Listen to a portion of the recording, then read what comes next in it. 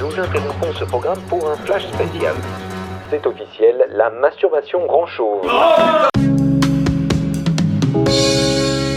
Salut, je suis David et vous êtes sur la chaîne Monsieur Cheveux. Vous avez déjà tous entendu ces mythes sur la perte de cheveux et c'est pas toujours facile de savoir s'il s'agit d'infos ou d'intox. Alors j'ai décidé de faire cette vidéo pour vous aider à démêler le vrai du faux. Et si vous voulez savoir si la masturbation a effectivement un effet sur votre chevelure, alors attendez la fin de la vidéo.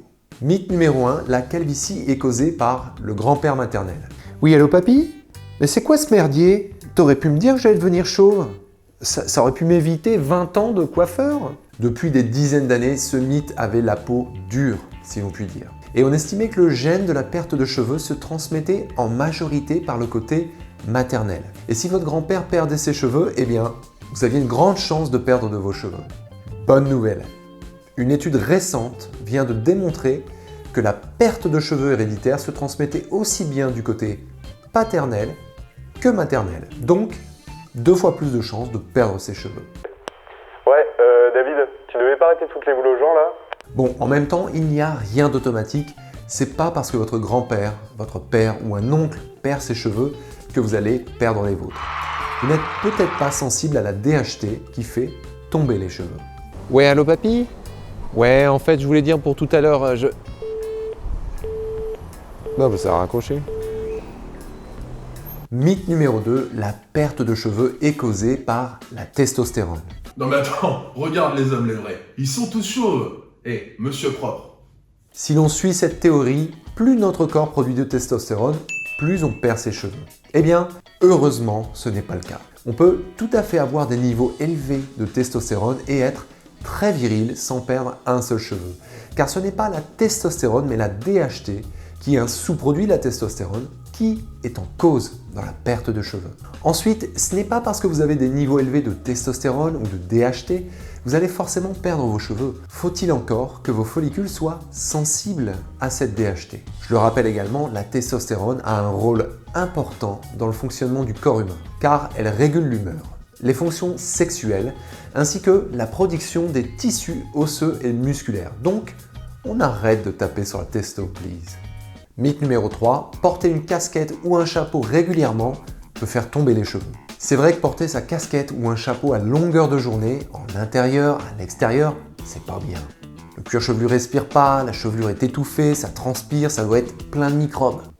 Puis c'est pas poli. Ouais. Bref, toutes les conditions réunies pour que les cheveux tombent. Eh bien non. Le fait que le cuir chevelu ou la chevelure ne soit pas à l'air libre ne provoque pas en soi une perte de cheveux, alopécie. Premièrement, il y a quand même de l'air dans votre casquette et votre cheveu n'a pas non plus nécessairement besoin de lumière pour vivre ou se développer. D'ailleurs, j'ai une révélation à vous faire. Approchez-vous de l'écran. Votre cheveu, il est déjà mort. Eh ben ouais, le cheveu est fait de kératine qui est un amas de cellules mortes. Donc, il n'a pas besoin de respirer. En revanche, il y a des cas dans lesquels la casquette peut endommager la chevelure et créer une perte par usure. Si très régulièrement vous portez la casquette en arrière et qu'elle appuie fortement sur la racine des cheveux et qu'elle tire sur les cheveux, elle peut provoquer une alopécie dite de traction et faire tomber des cheveux dans la zone frontale. Mais il faut vraiment que ce soit une habitude répétée dans le temps pour que cela entraîne une perte de cheveux. Voilà. Bon, Kevin, tu vas m'enlever cette casquette? Tu veux devenir chauve ou bien? Mythe numéro 4. Utiliser du gel ou des produits coiffants régulièrement fait tomber les cheveux. Là encore, celui-là, on l'a tous entendu. Si on utilise trop souvent du gel, de la laque, des cires, cela finit par faire tomber les cheveux. Bon, regarde les skinheads, c'est juste des anciens punks qui ont perdu tous leurs cheveux. Ils ont mis trop de gel. Mais qu'en est-il en vrai? Les produits coiffants sont souvent bourrés de produits chimiques, dérivés du pétrole, et ils empêchent le cuir chevelu de respirer parce que les cheveux sont collés ensemble et ils forment une sorte de barrière étanche à l'air. Est-ce bon pour le cuir chevelu? Eh bien, à moins d'avoir une pathologie particulière au niveau du cuir chevelu, un problème dermatologique quoi. Il n'y a aucune preuve scientifique qui démontre que les produits de coiffage, même utilisés très régulièrement, pouvaient déclencher une perte de cheveux. Car il n'y a pas d'action directe des composants chimiques sur la croissance des follicules. En revanche, quand on est touché par une alopécie et que l'on souhaite préserver sa chevelure, il faut utiliser des produits avec des ingrédients naturels. Et il faut tout faire pour s'assurer que son cuir chevelu est en bonne santé, qu'il respire et qu'il y ait une bonne évacuation du sébum. Il faut donc faire des shampoings efficaces pour retirer les amas de gel ou de cire sur le cuir chevelu et bien rincer quotidiennement la chevelure si vous utilisez du gel ou de la cire tous les jours. A contrario, vous pourriez en ajoutant des problèmes dermatologiques accélérer votre perte de cheveux. Mythe numéro 5, la masturbation et une masturbation excessive peut entraîner la perte des cheveux. Bon, là, je sens que j'ai votre attention. On prête à la masturbation toutes sortes de méfaits et d'effets néfastes. Et celle-ci est interdite formellement par toutes les religions depuis des centaines d'années. Il paraîtrait qu'elle rend sourd, aveugle, que les personnes qui se masturbent trop vont en enfer et qu'elle peut causer des échecs scolaires. En gros, qu'elle est dangereuse pour la société. Ce n'est donc pas une surprise qu'on lui attribue aussi comme effet secondaire la perte des cheveux. Ben oui, comment foutre les boules efficacement à un masturbateur compulsif? Tu vas aller en enfer, hein? Oh, j'y suis déjà depuis plus d'1 an avec le Covid, hein, je te rappelle. Tu vas devenir sourd. Je m'en fous, il y a des implants crâniens qui remplacent les tympans maintenant. Tu vas devenir chauve. Ouais. Là, ça fait plus rigoler personne.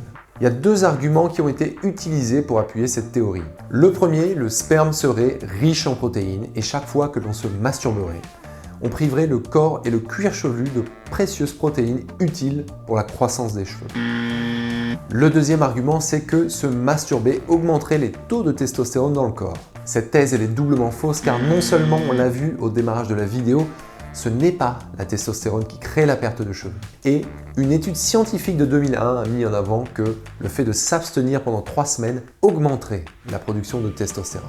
Et quand même, pour partir sur une note positive, il est prouvé que la masturbation permet de réduire l'anxiété et d'améliorer l'humeur car elle a pour conséquence la sécrétion d'endorphines et de dopamine. J'espère que cette vidéo vous a plu et si c'est le cas, je vous invite à la liker,